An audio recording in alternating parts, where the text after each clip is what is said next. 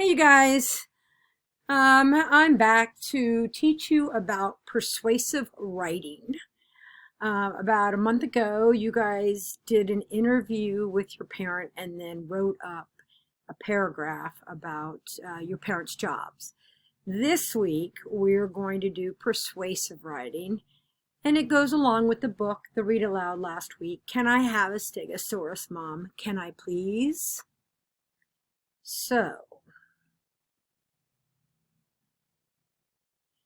So what is persuasive writing? Persuasive writing is, or anytime you persuade someone to do anything, you're trying to get them to side with you. Maybe do something you want them to do, or get something you want. For example, if one of your friends wants to play tag and you want to run a race, you might give them reasons to come and run a race with you rather than them go play tag with some other kids. It's trying to get somebody to do something you want. So in this persuasive writing, the boy in the book, Can I Have a Stegosaurus, gave many reasons why having a stegosaurus would be helpful. For example, he told us that he could take him on a ride. He could take all the kids to the field trip. The stegosaurus would be with him in the evening and he wouldn't get frightened at night. And there were quite a few other reasons why he thought he should have a stegosaurus. And those reasons are the ways that you're trying to get, sorry, I'll just take a break. All right, and we will go on. She's saying, please. So, the first step in doing your writing of the paragraph is to plan. And when we plan, you're going to decide what it is you want to persuade your parents to give you or to do with you. Or you might even want to persuade your older brother and sister to do something with you. Whatever you're trying to talk someone into doing is fine with me. It just needs to be trying to talk somebody in. And you have to be able to give 3 reasons why that person should do what you want. So here is a planning mind map. And you can put in the middle what it is that you want, and then 3 reasons why you think that should happen. So I gave you an example over here, and I want my mom to take me to dinner. And my 3 reasons for taking me to dinner, how I think I can persuade her to take me, is that we all have to eat anyways, and that we both love Mexican food, and that I earned straight A's on my report card. So that's 3 reasons why my mom should take me to dinner. So on your own, you're going to make your middle circle for your planning and write in the middle what it is that you want, and then 2 or 3 circles on the outside to tell your reasons that you should get what you want.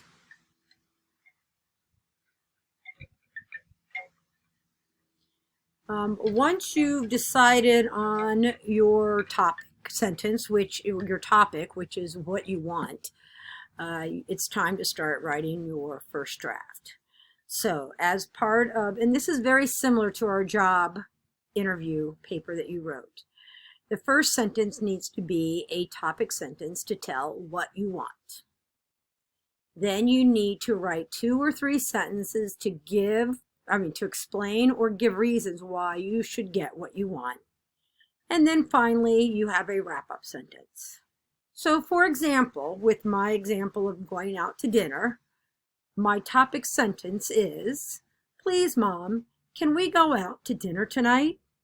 Now, I noticed that I forgot to put a question mark there. So if I use this sentence, I know I need to fix it. That's part of the revising. When we write our first draft, it's not perfect. So that's my topic sentence, and it's telling you who I'm asking and what it is that I want. Now, the next three sentences are going to tell you my reasons for why I think you should go out to dinner with me.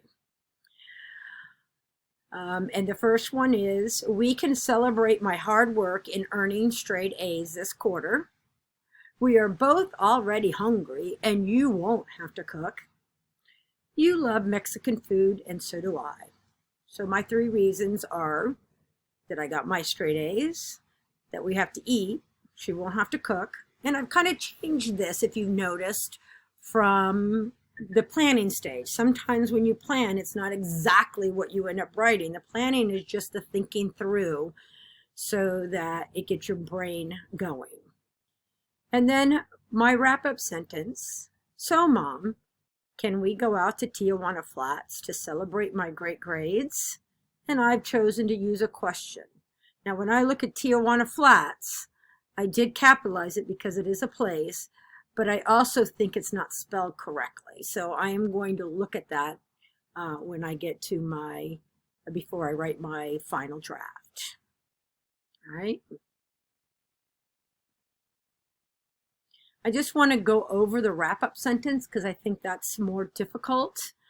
And what a wrap-up sentence is, it restates the topic sentence in a different way. So you want to say what you want again, but not in the same words that you say in the first sentence. And again, just like with the job interview, it might be a question. An example, can we go out to dinner, please? It might be an exclamation, yum. Let's celebrate my grades with dinner out. And so you see, I'm still talking about going out to dinner. Or it just might be a statement, or another word for statement is sentence. We will have fun eating out together.